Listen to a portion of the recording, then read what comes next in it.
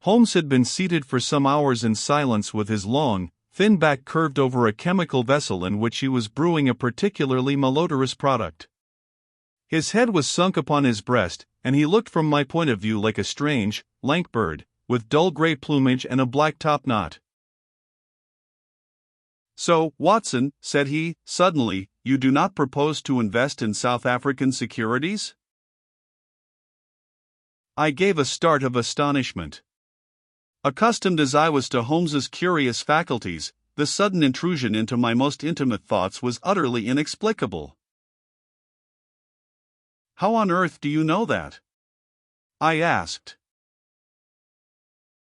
He wheeled round upon his stool, with a steaming test tube in his hand and a gleam of amusement in his deep-set eyes. "Now, Watson, confess yourself utterly taken aback," said he. "I am." "I ought to make you sign a paper to that effect." "Why?" "Because in 5 minutes you will say that it is all so absurdly simple." "I am sure that I shall say nothing of the kind." "You see, my dear Watson," he propped his test tube in the rack and began to lecture with the air of a professor addressing his class, "it is not really difficult to construct a series of inferences, each dependent upon its predecessor and each simple in itself. If, after doing so, one simply knocks out all the central inferences and presents one's audience with the starting point and the conclusion, one may produce a startling, though possibly a meretricious, effect. Now, it was not really difficult, by an inspection of the groove between your left forefinger and thumb, to feel sure that you did not propose to invest your small capital in the goldfields." "I see no connection." "Very likely not, but I can quickly show you a close connection. Here are the missing links of the very simple chain. 1. You had chalk between your left finger and thumb when you returned from the club last night. 2. You put chalk there when you play billiards to steady the cue. 3. You never play billiards except with Thurston. 4. You told me 4 weeks ago that Thurston had an option on some South African property which would expire in a month, and which he desired you to share with him. 5. Your checkbook is locked in my drawer, and you have not asked for the key. 6. You do not propose to invest your money in this manner." "How absurdly simple!" I cried. "Quite so," said he, a little nettled. "Every problem becomes very childish when once it is explained to you. Here is an unexplained one. See what you can make of that, friend Watson." He tossed a sheet of paper upon the table and turned once more to his chemical analysis. I looked with amazement at the absurd hieroglyphics upon the paper. "Why, Holmes, it is a child's drawing," I cried. "Oh, that's your idea." "What else should it be?" "That is what Mr. Hilton Cubitt, of Writing Thorpe Manor, Norfolk, is very anxious to know. This little conundrum came by the first post, and he was to follow by the next train. There's a ring at the bell, Watson. I should not be very much surprised if this were he." A heavy step was heard upon the stairs, and an instant later there entered a tall, ruddy, clean-shaven gentleman, whose clear eyes and florid cheeks told of a life led far from the fogs of Baker Street. He seemed to bring a whiff of his strong, fresh, bracing, East Coast air with him as he entered. Having shaken hands with each of us, he was about to sit down when his eye rested upon the paper with the curious markings, which I had just examined and left upon the table. "Well, Mr. Holmes, what do you make of these?" he cried. "They told me that you were fond of queer mysteries, and I don't think you can find a queerer one than that. I sent the paper on ahead so that you might have time to study it before I came." "It is certainly rather a curious production," said Holmes. "At first sight it would appear to be some childish prank. It consists of a number of absurd little figures dancing across the paper upon which they are drawn. Why should you attribute any importance to so grotesque an object?" I never should, Mr. Holmes. But my wife does. It is frightening her to death. She says nothing, but I can see terror in her eyes. That's why I want to sift the matter to the bottom." Holmes held up the paper so that the sunlight shone full upon it. It was a page torn from a notebook. The markings were done in pencil, and ran in this way. Graphic. Holmes examined it for some time, and then, folding it carefully up, he placed it in his pocketbook. "This promises to be a most interesting and unusual case," said he. "You gave me a few particulars in your letter, Mr. Hilton Cubitt, but I should be very much obliged if you would kindly go over it all again for the benefit of my friend, Dr. Watson." "I'm not much of a storyteller," said our visitor, nervously clasping and unclasping his great, strong hands. "You'll just ask me anything that I don't make clear. I'll begin at the time of my marriage last year, but I want to say first of all that, though I'm not a rich man, my people have been at Riddlingthorpe for a matter of 5 centuries, and there is no better known family in the county of Norfolk. Last year I came up to London for the Jubilee, and I stopped at a boarding house in Russell Square, because Parker, the vicar of our parish, was staying in it. There was an American young lady there, Patrick was the name, Elsie Patrick. In some way we became friends, until before my month was up I was as much in love as a man could be. We were quietly married at a registry office, and we returned to Norfolk a wedded couple. You'll think it very mad, Mr. Holmes, that a man of a good old family should marry a wife in this fashion, knowing nothing of her past or of her people, but if you saw her and knew her it would help you to understand. She was very straight about it, was Elsie. I can't say that she did not give me every chance of getting out of it if I wished to do so. I have had some very disagreeable associations in my life, said she. I wish to forget all about them. I would rather never allude to the past, for it is very painful to me.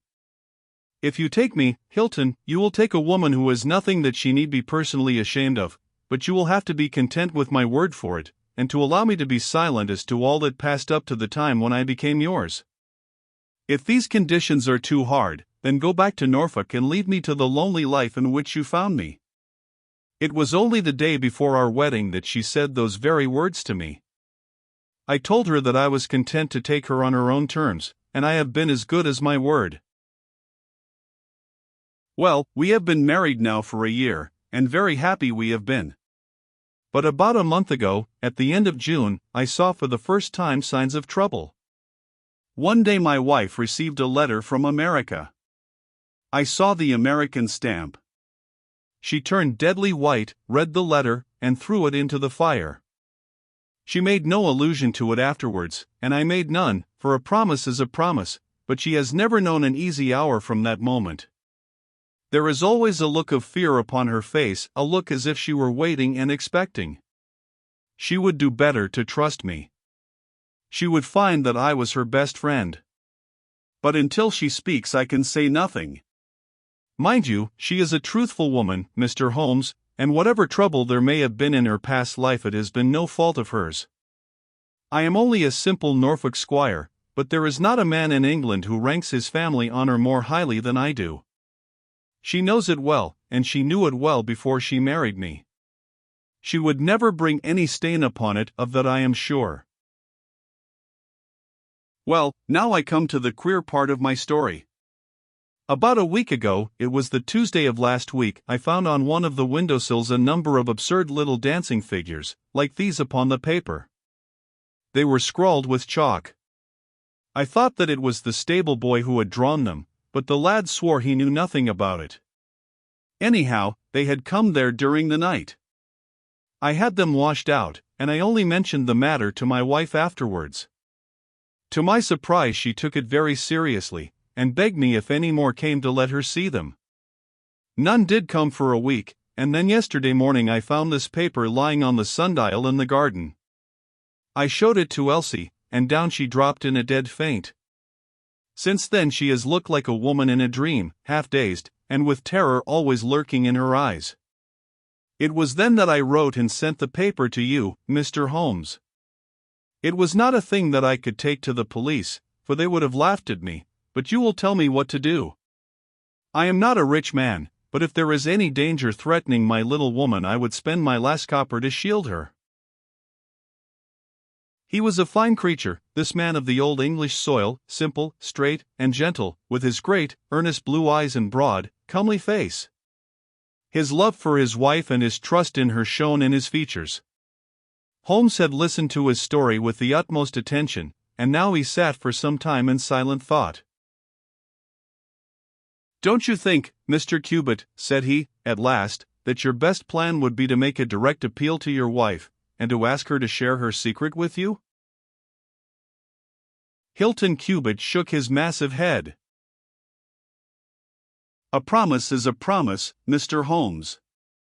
If Elsie wished to tell me, she would. If not, it is not for me to force her confidence. But I am justified in taking my own line, and I will." "Then I will help you with all my heart. In the first place, have you heard of any strangers being seen in your neighborhood?" "No. I presume that it is a very quiet place. Any fresh face would cause comment?" "In the immediate neighborhood, yes. But we have several small watering places not very far away. And the farmers take in lodgers." These hieroglyphics have evidently a meaning. If it is a purely arbitrary one, it may be impossible for us to solve it. If, on the other hand, it is systematic, I have no doubt that we shall get to the bottom of it. But this particular sample is so short that I can do nothing, and the facts which you have brought me are so indefinite that we have no basis for an investigation. I would suggest that you return to Norfolk, that you keep a keen lookout, and that you take an exact copy of any fresh dancing men which may appear.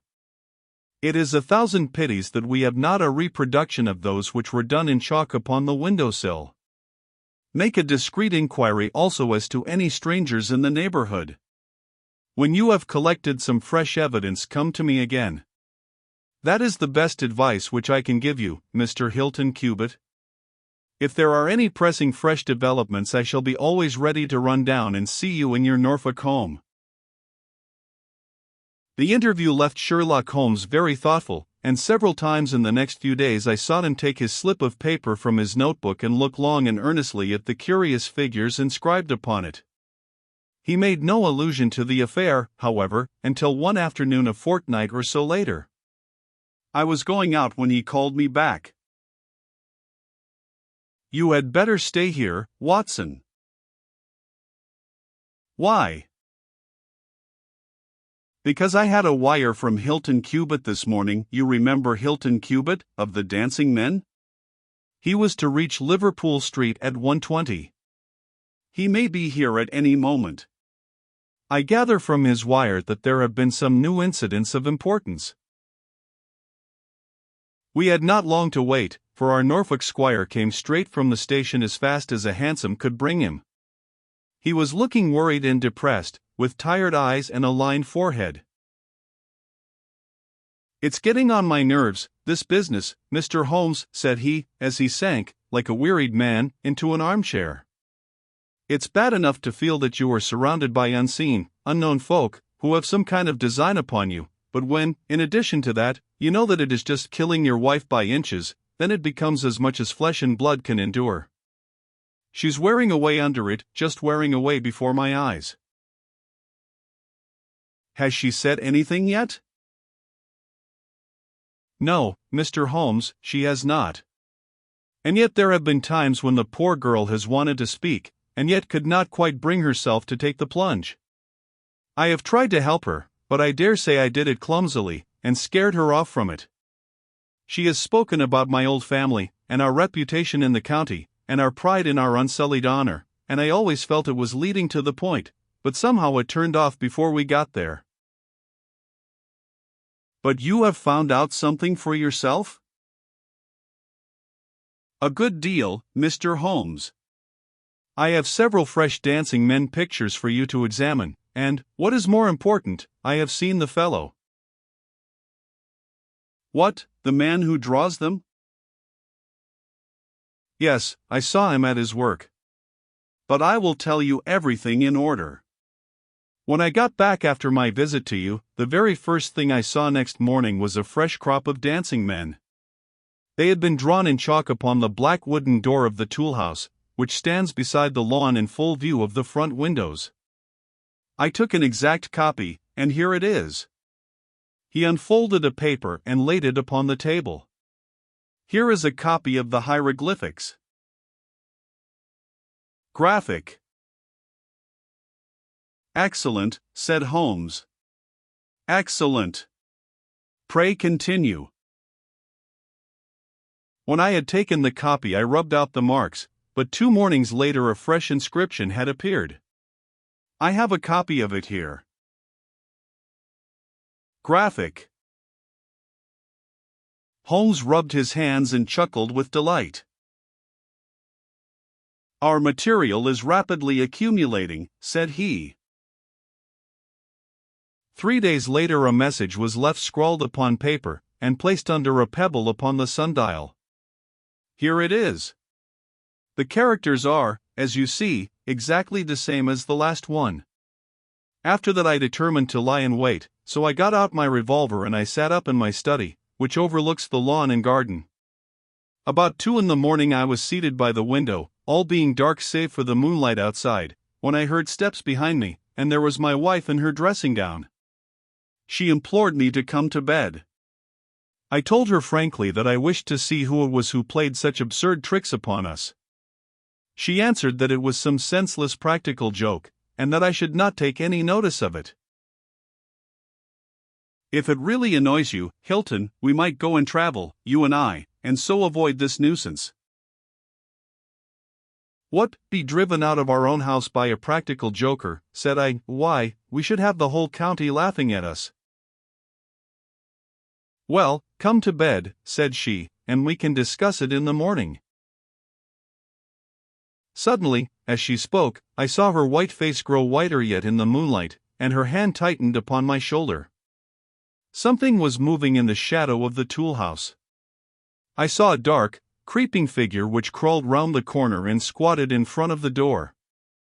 Seizing my pistol I was rushing out, when my wife threw her arms round me and held me with convulsive strength. I tried to throw her off, but she clung to me most desperately. At last I got clear, but by the time I had opened the door and reached the house the creature was gone. He had left a trace of his presence, however, for there on the door was the very same arrangement of dancing men which had already twice appeared, and which I have copied on that paper. There was no other sign of the fellow anywhere, though I ran all over the grounds. And yet the amazing thing is that he must have been there all the time, for when I examined the door again in the morning he had scrawled some more of his pictures under the line which I had already seen. Have you that fresh drawing? Yes, it is very short, but I made a copy of it, and here it is. Again he produced a paper. The new dance was in this form. Graphic. Tell me, said Holmes, and I could see by his eyes that he was much excited, was this a mere addition to the first, or did it appear to be entirely separate? It was on a different panel of the door. Excellent. This is far the most important of all for our purpose. It fills me with hopes. Now, Mr. Hilton Cubitt, please continue your most interesting statement. I have nothing more to say, Mr. Holmes, except that I was angry with my wife that night for having held me back when I might have caught the skulking rascal. She said that she feared that I might come to harm. For an instant it had crossed my mind that perhaps what she really feared was that he might come to harm, for I could not doubt that she knew who this man was and what he meant by these strange signals. But there is a tone in my wife's voice, Mr. Holmes, and a look in her eyes which forbid doubt, and I am sure that it was indeed my own safety that was in her mind. There's the whole case, and now I want your advice as to what I ought to do. My own inclination is to put 6 of my farm lads in the shrubbery, and when this fellow comes again to give him such a hiding that he will leave us in peace for the future. I fear it is too deep a case for such simple remedies, said Holmes. How long can you stay in London? I must go back today. I would not leave my wife alone all night for anything. She is very nervous and begged me to come back.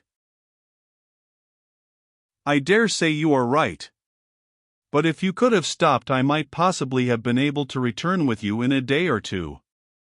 Meanwhile, you will leave me these papers, and I think that it is very likely that I shall be able to pay you a visit shortly and to throw some light upon your case.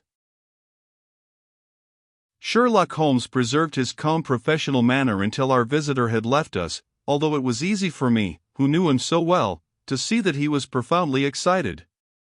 The moment that Hilton Cubit's broad back had disappeared through the door, my comrade rushed to the table, laid out all the slips of paper containing dancing men in front of him, and threw himself into an intricate and elaborate calculation. For 2 hours I watched him as he covered sheet after sheet of paper with figures and letters, so completely absorbed in his task that he had evidently forgotten my presence. Sometimes he was making progress and whistled and sang at his work, sometimes he was puzzled, and would sit for long spells with a furrowed brow and a vacant eye.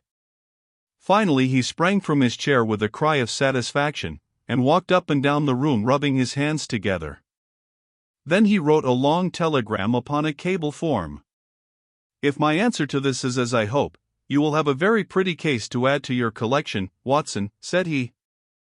I expect that we shall be able to go down to Norfolk tomorrow, and to take our friend some very definite news as to the secret of his annoyance. I confess that I was filled with curiosity, but I was aware that Holmes liked to make his disclosures at his own time and in his own way, so I waited until it should suit him to take me into his confidence. But there was a delay in that answering telegram, and 2 days of impatience followed, during which Holmes pricked up his ears at every ring of the bell. On the evening of the 2nd there came a letter from Hilton Cubit. All was quiet with him, save that a long inscription had appeared that morning upon the pedestal of the sundial. He enclosed a copy of it, which is here reproduced. Graphic. Holmes bent over this grotesque frieze for some minutes, and then suddenly sprang to his feet with an exclamation of surprise and dismay. His face was haggard with anxiety. "We have let this affair go far enough," said he.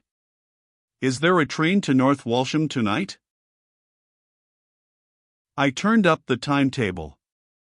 The last had just gone. "Then we shall breakfast early and take the very first in the morning," said Holmes. "Our presence is most urgently needed. Ah! Here is our expected cablegram. One moment, Mrs. Hudson, there may be an answer." "No, that is quite as I expected. This message makes it even more essential that we should not lose an hour in letting Hilton Cubit know how matters stand, for it is a singular and a dangerous web in which our simple Norfolk squire is entangled."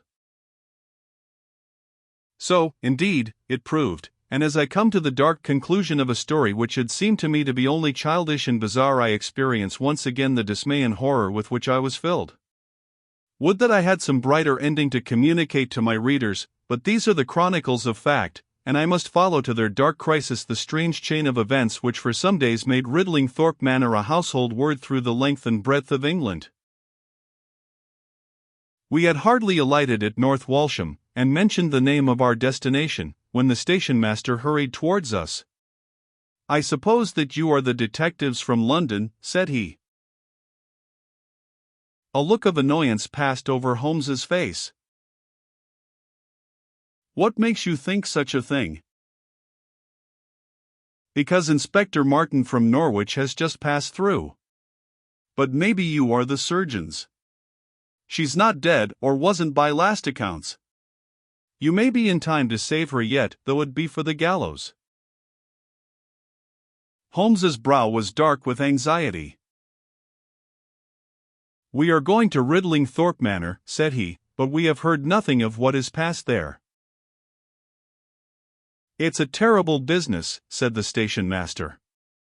"They are shot, both Mr. Hilton Cubit and his wife. She shot him and then herself, so the servants say. He's dead and her life is despaired of. Dear, dear, one of the oldest families in the county of Norfolk, and one of the most honored. Without a word Holmes hurried to a carriage, and during the long 7 miles drive he never opened his mouth. Seldom have I seen him so utterly despondent. He had been uneasy during all our journey from town, and I had observed that he had turned over the morning papers with anxious attention, but now this sudden realization of his worst fears left him in a blank melancholy. He leaned back in his seat, lost in gloomy speculation. Yet there was much around to interest us, for we were passing through as singular a countryside as any in England, where a few scattered cottages represented the population of today, while on every hand enormous square-towered churches bristled up from the flat, green landscape and told of the glory and prosperity of old East Anglia. At last the violet rim of the German Ocean appeared over the green edge of the Norfolk coast, and the driver pointed with his whip to 2 old brick and timber gables which projected from a grove of trees. "That's Ridlingthorpe Manor," said he. As we drove up to the porticoed front door I observed in front of it, beside the tennis lawn, the black tool house and the pedestaled sundial with which we had such strange associations. A dapper little man, with a quick, alert manner and a waxed mustache, had just descended from a high dogcart. He introduced himself as Inspector Martin, of the Norfolk Constabulary, and he was considerably astonished when he heard the name of my companion. "Why, Mr. Holmes, the crime was only committed at 3 this morning. How could you hear of it in London and get to the spot as soon as I?" "I anticipated it. I came in the hope of preventing it." "Then you must have important evidence of which we are ignorant, for they were said to be a most united couple." "I have only the evidence of the dancing men," said Holmes.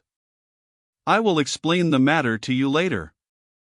Meanwhile, since it is too late to prevent this tragedy, I am very anxious that I should use the knowledge which I possess in order to ensure that justice be done.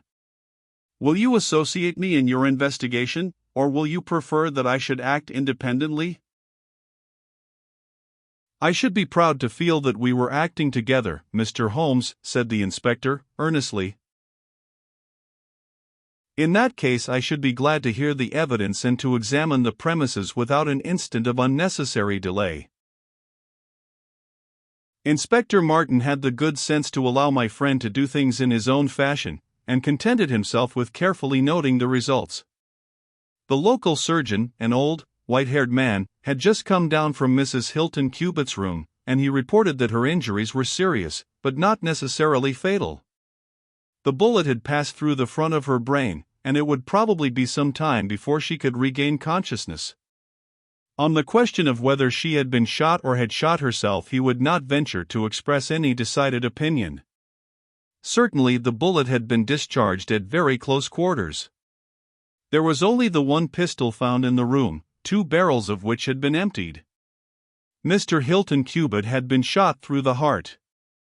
It was equally conceivable that he had shot her and then himself, or that she had been the criminal, for the revolver lay upon the floor midway between them. "Has he been moved?" asked Holmes. "We have moved nothing except the lady.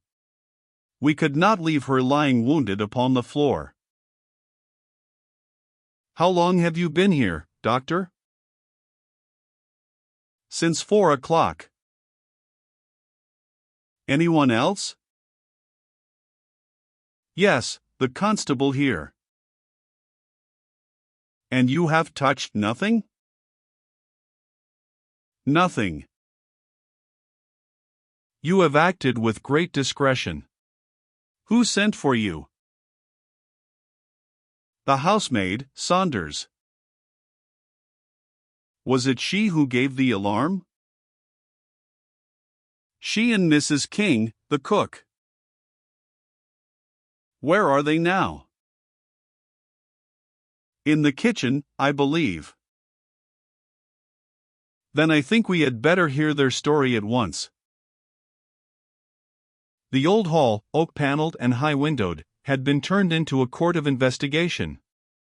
Holmes sat in a great, old-fashioned chair, his inexorable eyes gleaming out of his haggard face.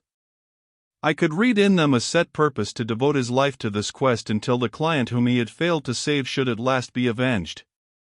The trim Inspector Martin, the old, grey-headed country doctor, myself, and a stolid village policeman made up the rest of that strange company. The two women told their story clearly enough. They had been aroused from their sleep by the sound of an explosion, which had been followed a minute later by a second one. They slept in adjoining rooms, and Mrs. King had rushed in to Saunders. Together they had descended the stairs. The door of the study was open and a candle was burning upon the table. Their master lay upon his face in the center of the room. He was quite dead. Near the window his wife was crouching, her head leaning against the wall.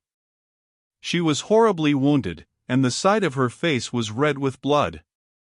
She breathed heavily, but was incapable of saying anything.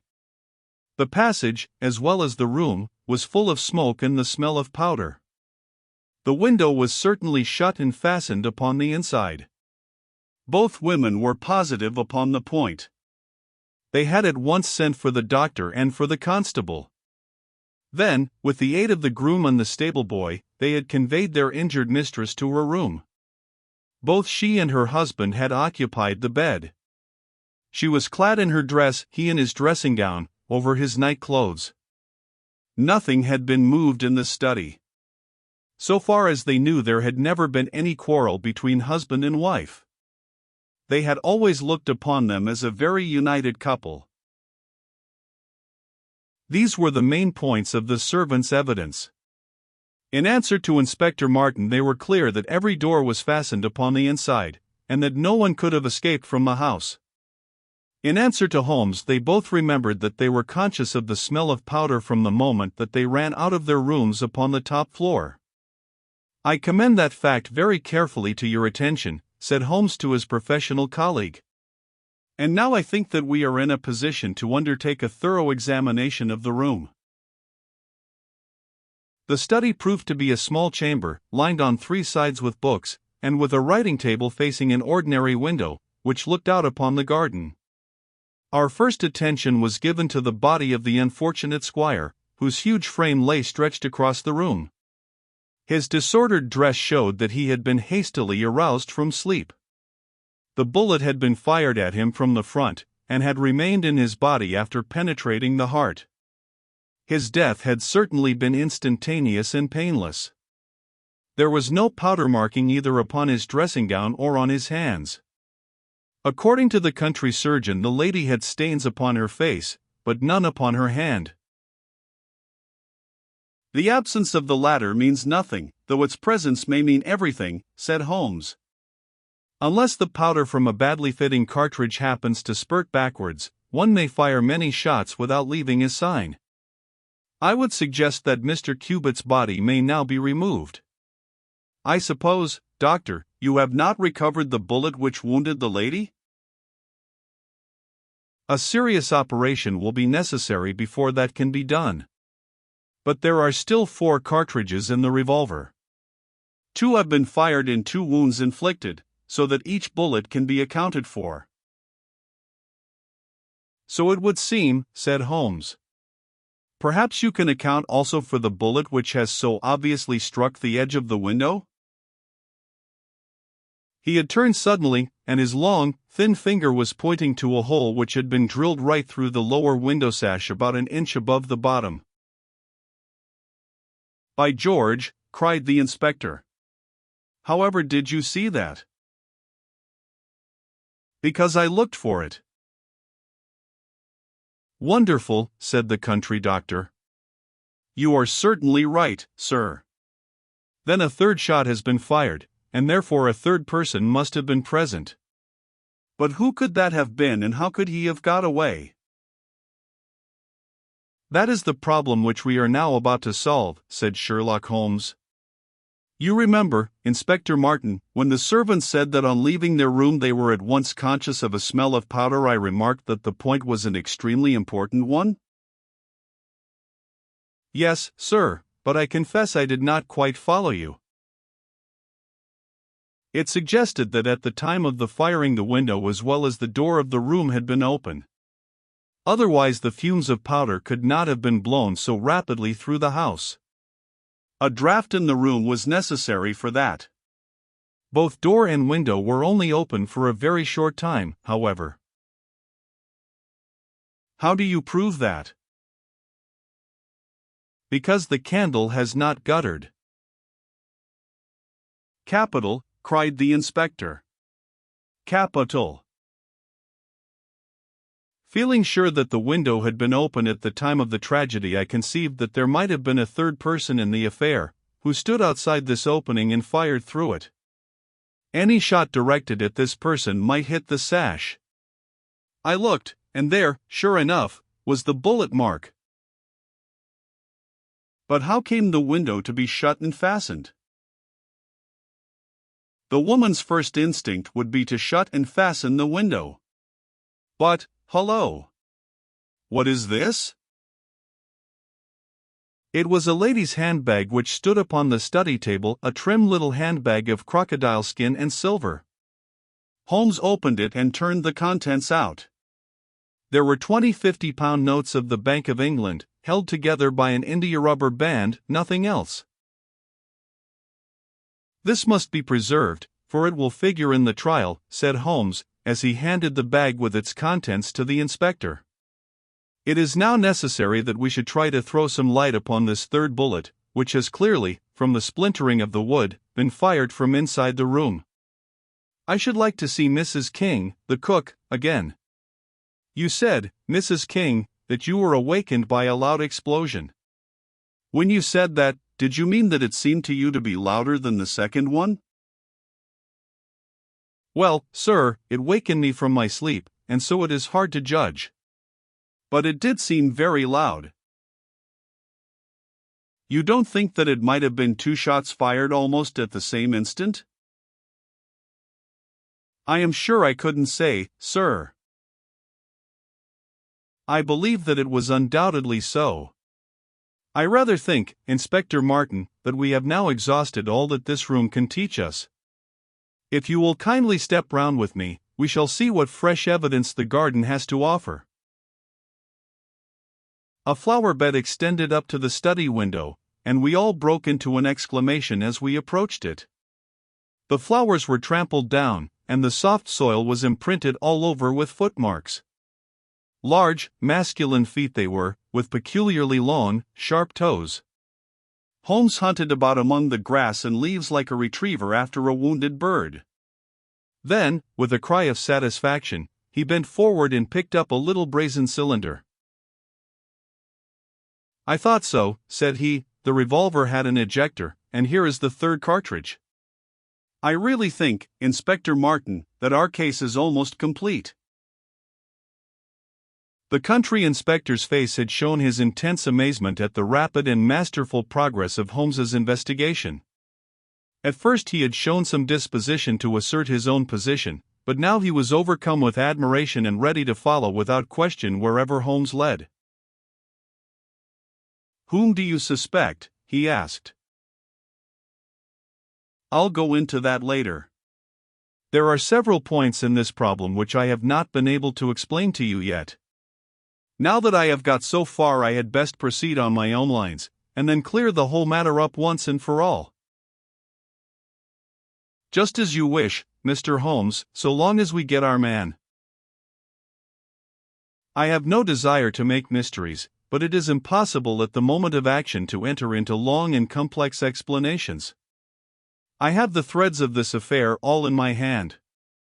Even if this lady should never recover consciousness, we can still reconstruct the events of last night and ensure that justice be done. First of all, I wish to know whether there is any inn in this neighborhood known as Elridge's.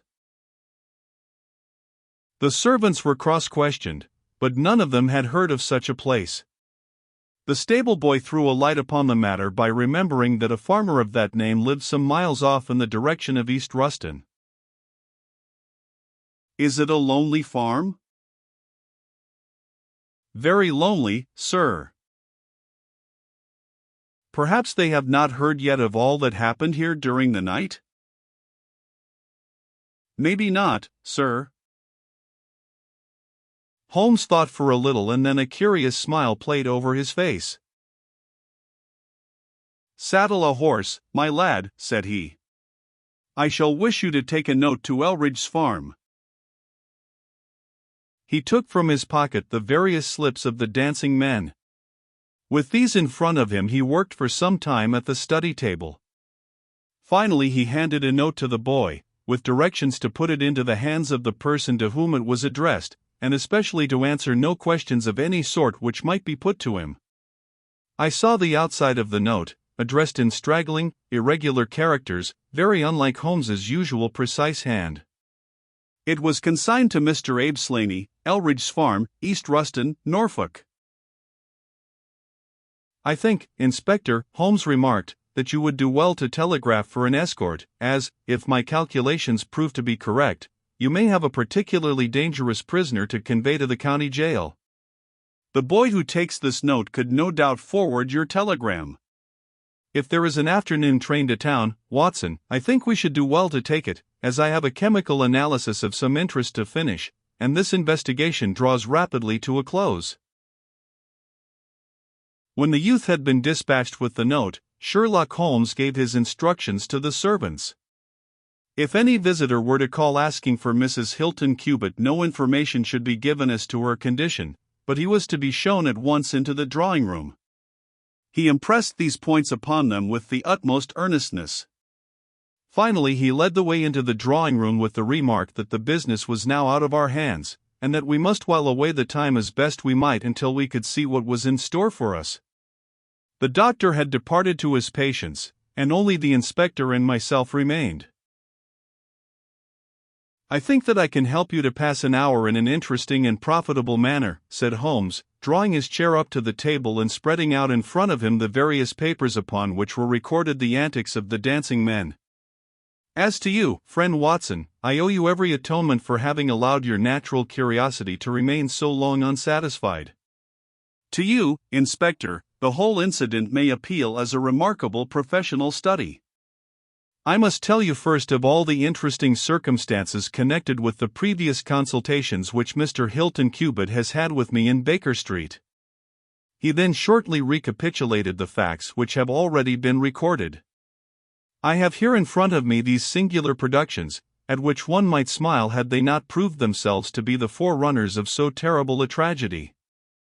I am fairly familiar with all forms of secret writings, and am myself the author of a trifling monograph upon the subject, in which I analyze 160 separate ciphers, but I confess that this is entirely new to me. The object of those who invented the system has apparently been to conceal that these characters convey a message, and to give the idea that they are the mere random sketches of children. Having once recognized, however, that the symbol stood for letters, and having applied the rules which guide us in all forms of secret writings, the solution was easy enough. The first message submitted to me was so short that it was impossible for me to do more than to say with some confidence that the symbol XXX stood for E. As you are aware, E is the most common letter in the English alphabet, and it predominates to so marked an extent that even in a short sentence one would expect to find it most often.